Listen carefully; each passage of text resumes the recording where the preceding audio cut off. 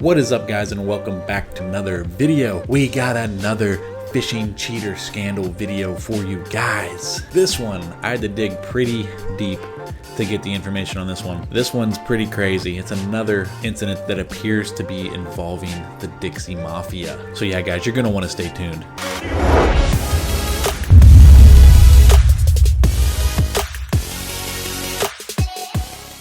So yeah, guys, I did a video a while back on a guy named Danny Ray Davis. He was supposed to testify in a federal court after being caught cheating against a bunch of other people that were involved in this crazy underground bass fishing cheating ring. It appeared that it was being ran by the Dixie Mafia, but he was found dead the morning of the day he was supposed to testify, and it was ruled a suicide, and everybody that knew Danny Ray Davis knew that there was no way that he committed suicide, and everyone believed that he was murdered. This video ties directly into that. So yeah, guys, this happened a while back. This happened back in like the mid 80s. I believe this happened in 1985. Pretty crazy freaking story. So there was this guy, this happened literally, this all came out right after the Danny Ray Davis stuff. But this guy, Elroy McNeil, he was traveling from St. Cloud area, Florida. He was purchasing black bass, and he would bring them to Texas. He had like an aerated tank in the back of his truck. He would drive them all the way to Texas, and then he was delivering them to these people that were entering these bass fishing tournaments. And then they were then using those fish to go cheat and ultimately win the tournament because they had these giant Florida strain bass. I don't even believe there were Florida strain bass in Texas in the 80s. I think that's a relatively new thing when they started introducing Florida strain elsewhere. So yeah, Elroy, along with 3 other men, they were all from Louisiana. They were ultimately arrested for cheating. There was this huge sting operation set up to catch them. What's really crazy is they all passed polygraphs, which, I mean, that's kind of, you've been hearing more and more about that. It seems like it's pretty freaking easy to pass a polygraph. We'll touch on that a little bit more here later. But yeah, they were arrested. I mean, I'm assuming because of Danny Ray Davis situation kind of shined a light on what was going on, and they became a little more aware and started watching some of these tournaments, especially the guys that knew Danny Ray. And I'm sure Danny Ray had talked a little bit. That's probably why he was found dead. They had some tips to go on. 4 men were arrested, one of them being Elroy Vernon McNeil, the guy who was running the bass from Florida to Texas. But they also arrested Kerry Harmon, Kenneth D. Puckett, and Gary Parkerson. All the men just pled guilty. This is back then. I think people just thought if you pled guilty, they would take it easy on you. It's usually not the case. You should always get a lawyer. But yeah, they pled guilty to importing the large bass, basically from Florida. And then they pretended to catch them in Texas. The combined total of all their winnings was $350,000. $350,000 back in the 80s. That's a lot of freaking money. I mean, heck, that's a lot of freaking money today, but that is especially a lot of money back in the 80s. Elroy McNeil was arrested for basically illegally transporting and then selling the fish to these tournament anglers. And then Puckett, he admitted to using the fish, so he was arrested for that. He won $15,000. Parkerson won over $105,000 using McNeil's fish, and he admitted to that. And then Harmon admitted to using a fish that got him $8,000. And then the Danny Ray Davis guy, who again was found dead because he was supposed to testify, actually had purchased one of these fish off of Elroy McNeil, and he won $50,000 for first place. So it's a lot of freaking money, and there's actually more.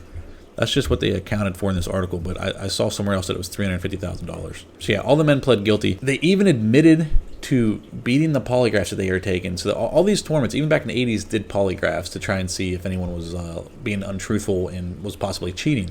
All 4 of these guys were able to pass the polygraph, and they said they passed the polygraph by using alcoholic beverages and Quaaludes and Valium. So they took this little cocktail of alcohol and drugs, and they were able to beat the polygraph.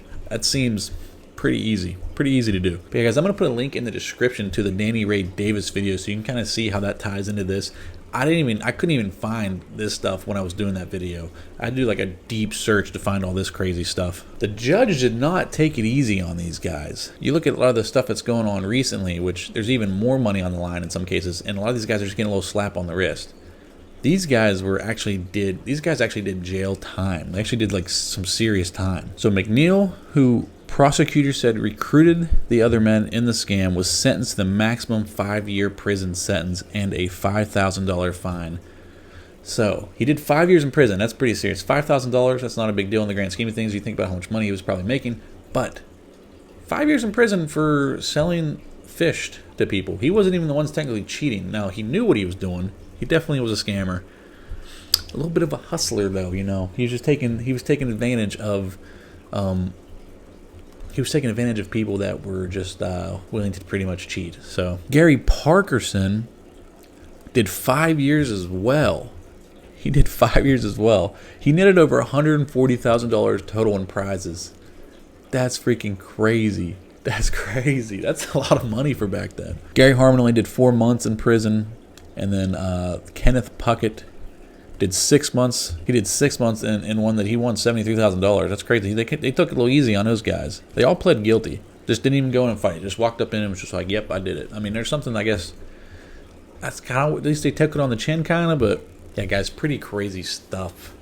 Comment below. Let me know what you think about this. This definitely seems like there's some Dixie Mafia stuff involved here. The fact that it's tied in with that Danny Ray Davis stuff, which, I mean, literally all the articles I've read is the police just kind of wanted to brush it under the rug and just say suicide, but everything else was pointing to that he was murdered. And he was actually telling people, he was actually telling his friends and family that he was in fear for his life because he was going to testify. And he winds up dead the day of. So that's pretty crazy. I'm going to try and dig further into this because I'm curious to see if anything happened to any of these other guys, because I'm sure, like the guys that only got a couple months, I bet you they snitched. They probably snitched too. It's weird that, you know, 2 of them got the maximum sentence and the other 2 only got a couple months. That tells me that there was probably a deal made. I'm interested to see if I can find some more about that. Wonder if they wound up missing too. Wonder if the old Dixie Mafia got a hold of them as well. Pretty crazy stuff was going on back in the 80s, guys. It's clear that this cheating stuff has been going on pretty much since the beginning of fishing. And honestly, cheating's probably been going on since the beginning of time.